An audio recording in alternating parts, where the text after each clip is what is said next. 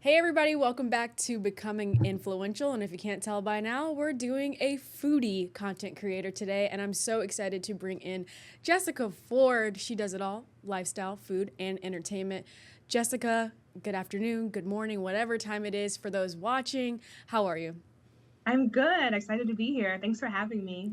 Jessica, I kind of gave a little snapshot of what you do as a content creator, but tell them a little bit about yourselves before we dive into how you became the influencer that you are. Sure. So I'm Jessica Ford. I am originally from Kernersville, Winston-Salem, the Triad area in North Carolina, and I've been here all my life. And I have a passion for all things local. So I've been doing content for about a year and a half. My background is mass media and journalism, so it's always been my passion. And this has been the medium that worked for me and started a year and a half ago, and it has grown big time. And I love it. I love it so much. And was it being a major in multimedia and studying that in college that led you to pursue being a content creator and influencer? Yeah, I think so. It was always been my passion. I love all things communications, mass media, marketing, journalism, and I feel like content creation is just a alley out of many in the, I'm sure you know, in the media world where you can go down.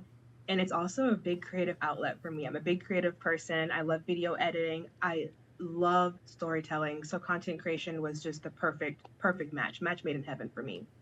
And everybody loves food, which is Hmm. what I want to talk about today because it's the holidays, and all we're looking forward to is what we're going to eat, what's on the menu, how many plates I'm going to have. I actually heard someone in the office today saying, I'm holding off on all of the goodies that are in the office because I'm trying to save room for the big day, which is Thanksgiving. How did you pick food as kind of one of your niches and focuses? Yeah, everybody loves food. Like, I cannot think of a better niche, honestly. Like, I know I love food. I haven't met anyone that doesn't love some type of food. And so it just was so natural to me. And the Triad area and here in the North Carolina Triad area has so many awesome mom and pop local women owned, black owned, minority owned places. And it was just the right fit. Like I started really doing this, my now husband, but when we were dating, we would go out to eat all the time. And I would just start filming for fun. And so we were always eating and trying different things. And that's kind of how it became what I do now. What is your process of identifying, what restaurants to try, or even what you're going to make at home for your content? Mhm. My process is it looks different for everything. I follow so many local pages that post like things going on in Greensboro, Winston-Salem, and that's a big help. But really just keeping my ear to the ground, what's going on in the area, even the news. Sometimes the news will announce new restaurant, new event, new this and that coming to the area, and I have a running list of things I want to try. But now at this point in my content journey, a lot of new restaurants will reach out to me, which is awesome, and it saves me so much time. So it's a little mixture of both. Or a lot of my followers are awesome, and they know that I'm always looking for places. So sometimes they'll send me stuff, and it's just a big hodgepodge of things. When you said ear to the ground, I was like, wait, hold on. You're like a food journalist, like ear to the ground, trying to figure out where the best foods are. Like, Yes, that's what I like to always. hear. Because for Yes. me, I'm a big Yelp user and I'm always looking for food reviews, especially like trying a new restaurant and stuff. So, one, I love that you're ear to the ground and you're helping people like me. Yes. And also, Yes. two, I love that restaurants are starting to reach out to you. When you started to get those messages from restaurants, how did that make you feel that your work is making a difference? Awesome. And I feel like with content creation, it's one of those things where when you start, it's a snowball effect. So when you have like a viral moment, it's awesome because like restaurants follow each other. So if I make a video at a restaurant, gets 100,000 views, I mean, 100 other restaurants saw it and they want the same thing for their business. And so it is really content is really a tool that helps not only the restaurant thrive, but also people like you and I that like to eat good food and it lets us know where places are to eat. So it's an awesome feeling. And creating content in a place that you live that isn't like, in LA or Miami or New York where most of the typical influencers are, I feel like it's even more of a need being in a smaller area. to have people like you that are out there taking the time to create content. Mm-hmm. Absolutely. I say that all the time. Greensboro, there's very, very few content creators in Greensboro, like very few. Charlotte, Raleigh, they have a ton of awesome creators. I'm also friends with a lot of them, but Greensboro here, very, very, very few. And so I feel very lucky that I get to represent Greensboro and the entire Triad area in this way because it's not a lot of people, but it's a big need because we have great food. But every time I post about a new place, a lot of comments saying, "Oh my gosh, I've been here all my life and I never heard of this place." So it's awesome. Well, we appreciate the people like you who are helping small business owners and local restaurants and up and coming restaurants get the Yeah. spotlight that they need. We're going to take a quick break and come back and dive into even more food things. So don't go anywhere if you're watching. We'll be right back.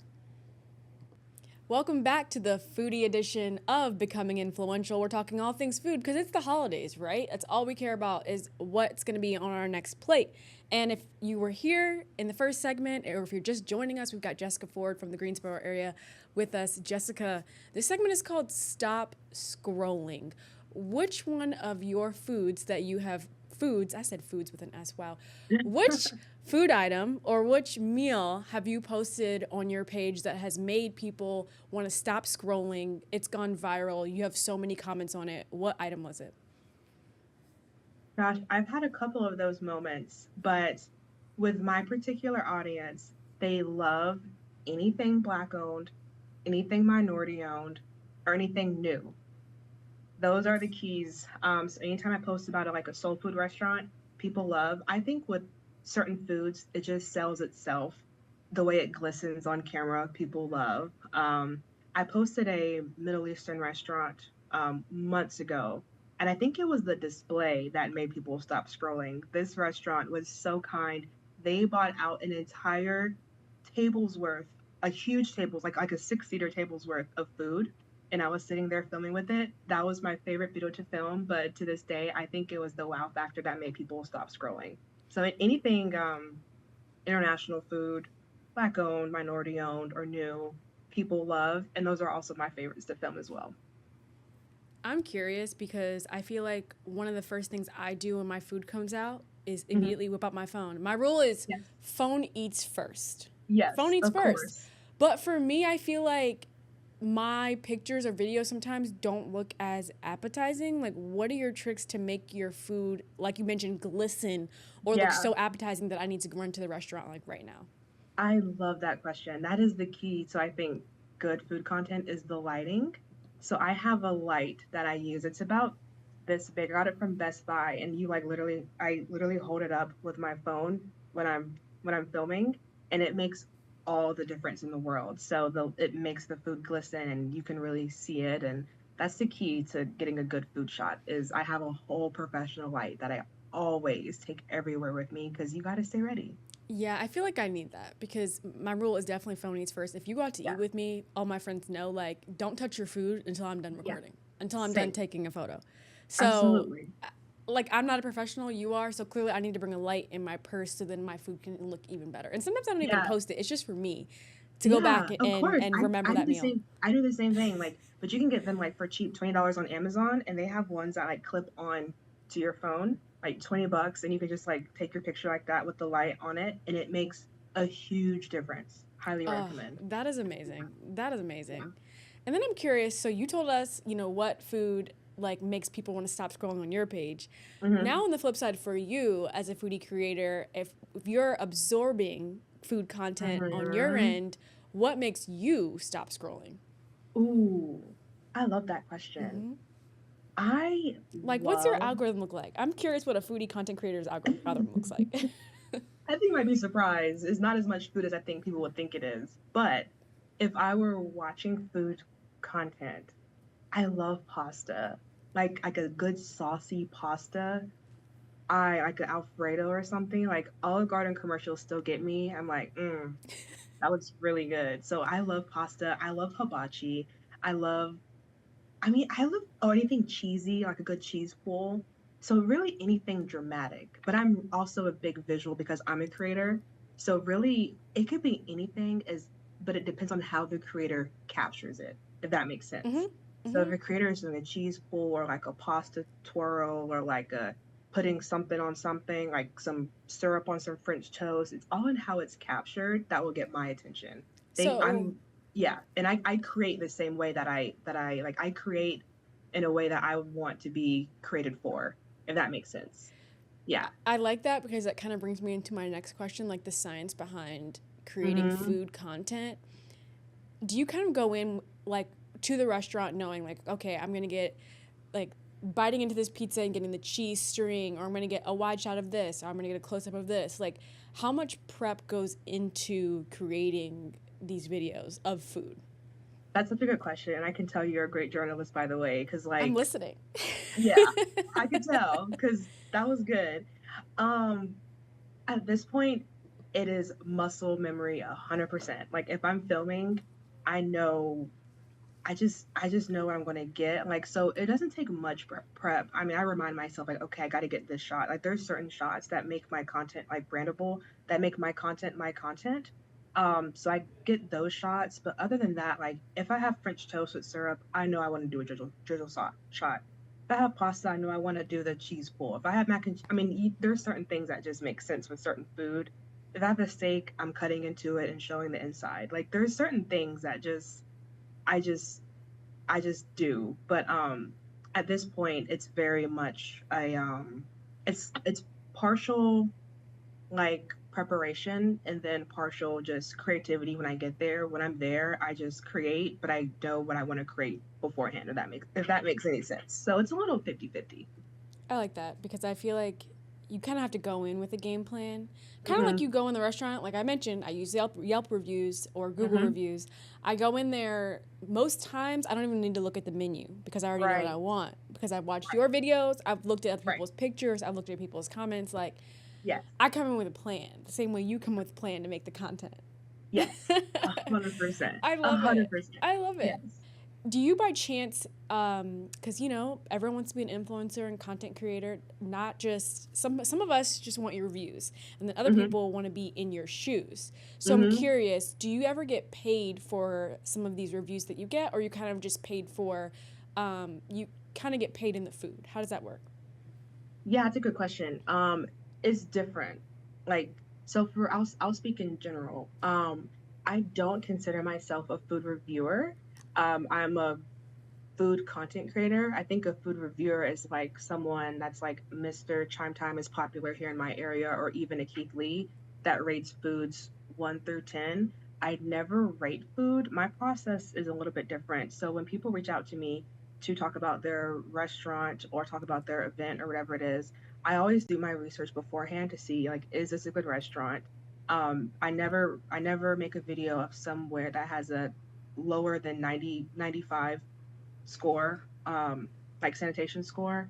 And I also don't review places that have a really bad Google review. So that's kind of how I keep my content morally upstanding, if you will.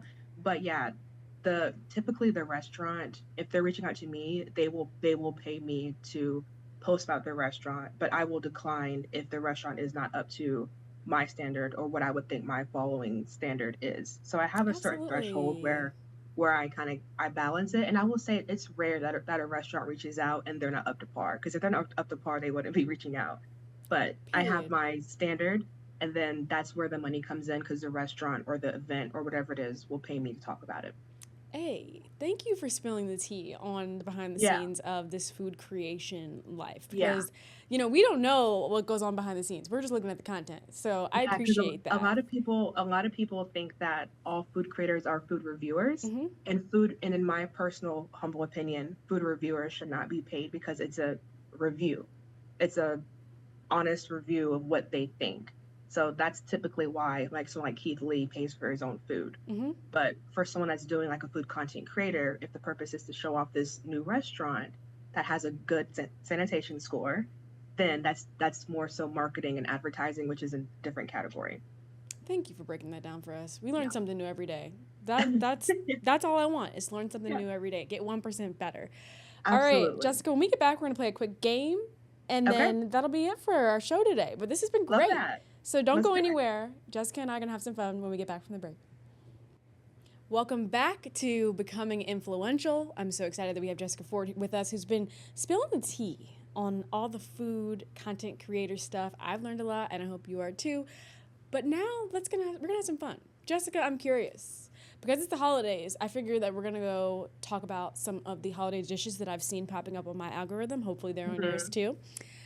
This or that, sweet potato casserole, like with the little marshmallows on top and everything, or Mhm. yams with like the syrup drizzle, etc.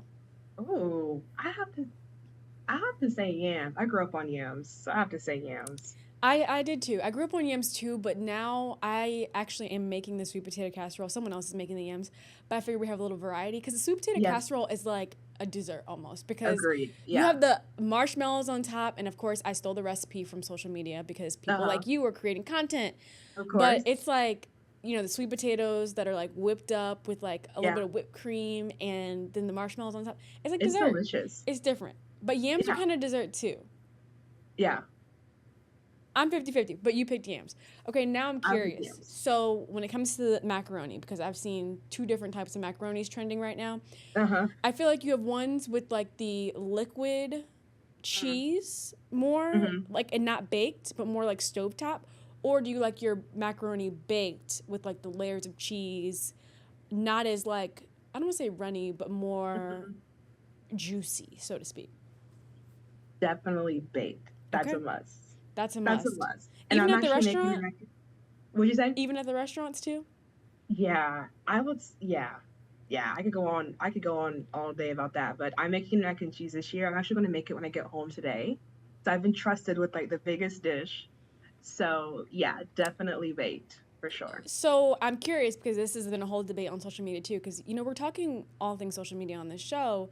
Um, What does your resume look like? Because from according to social media, like you got to have resume and recommendations to make the macaroni and cheese during the holidays. So, what are your years of experience? I've been cooking for a long time, but ever since I got married, my husband does most of the cooking. Oh, He's Jamaican, so I've been relieved of those duties since I've been married. But yeah, I've been cooking well before social media, and I grew up here in the South, and as I said, I grew up on yams. So, but yeah, that's a little bit about my background. period. She said I was born with the skills. I don't need Yeah. experience. She was born with it. I like it. All right, now I'm curious. This is always the big debate. Pumpkin pie or sweet potato pie. This or that. This or that. You can't pick both. You got to pick one or the other. I think you know what I'm about to say. I do. I do, but Definitely sweet potato pie. same. Same. Yeah, I'm with that's a must. That's a must. That's a must. I'm in between on this one, but I have heard, there's like new editions of this. I'm typically a no on the stuffing, but I'm curious where you are with stuffing because now I was getting my hair done a couple days ago, and she was saying there's seafood stuffing now. Yes. So I'm like, do I need to Yes. try that? Because this or Yes. that, I would be like completely out on the stuffing. But if I was doing Yeah. regular stuffing or seafood stuffing, then you might be able to change my mind. Oh my gosh. I had seafood stuffing when I was a kid. This was back in like a while ago. Y- It don't say it was like it was that long ago. I didn't want to age myself. I was like, it was a couple years ago. It was so good. And when I tell you, I still dream about that seafood stuffing every holiday. Like a friend of my mom's made it. I was like 8 and Mm-hmm. I had some. I had no business eating that when I was 8, but it was so good. All If right. I would make that again. It's really good. But I like stuffing. I don't mind it at all. I think my aunt's bringing it this year, but seafood stuffing, yeah, highly Okay. recommend. All right. I'm gonna have to add that to the list for this Yeah. holiday season. Okay. Last one before I let you go. And this one is this one's a toughie because I've seen people arguing about this the last few days. Turkey or ham? Because people argue Ooh. that the turkey is always dry. No matter how you cook it, people say if you fry it, you bake it, you don't overcook it, it's always dry, Yeah. it's terrible. Don't put it on my plate. Like I've seen people that are like absolutely no on the turkey and it always ham, but where do you stand? Ham. I love a honey baked ham. I do love I don't know if they have honey baked ham everywhere, but here it's a thing. My brother got the honey baked ham this morning. So I love ham, specifically honey baked ham. I don't hate turkey though. I think it's all in, of course, how it's prepared, but I don't ever crave like a slice of turkey, but that ham and ham makes a good sandwich the next day. So You gotta side with the foodie because the food content creator, she knows. But I am gonna turkey all day. Like I look forward to turkey, but I'm really, with you though on it's all on how it's prepared, and so I uh-huh, stand with the fact that people just haven't had good turkey in the sense that like maybe that person facts. hasn't I cooked it get that. right, maybe it's been overcooked, maybe you need to try a fried Right. one, maybe you need to add some gravy, but it's not always dry. You just I might not agree. have had good turkey. So I agree. That's tea. I that's get that. tea. That's tea. It's tea. It's tea. I I get love that. it. But Jessica, thank you so much for your time Thank you. This today. was fun. I learned so much, and I'm hoping that everyone that's been watching this is wanting to go follow you, especially if they live in the Greensboro area. What are you waiting Yeah. for? Jessica, where can they find you on social media, and what's your platform name? Yeah, they can find me on Instagram and TikTok, and it's spelled the same underscore Jessica Lee Ford, and Lee is Lee. All one Perfect. thing, underscore Jessica Lee Ford. You heard her. Follow her on all her platforms, both of them specifically. You know, you're staying up late, scrolling, trying to get some Yeah, places for you to go for your next date night, solo date night, girls' night, whatever it is. Follow her. She's got the tea on all the food things. Thank you so that's much, right. Jessica, and I hope you have a Thank you great so rest of the much. day. Thank you so much. I appreciate it.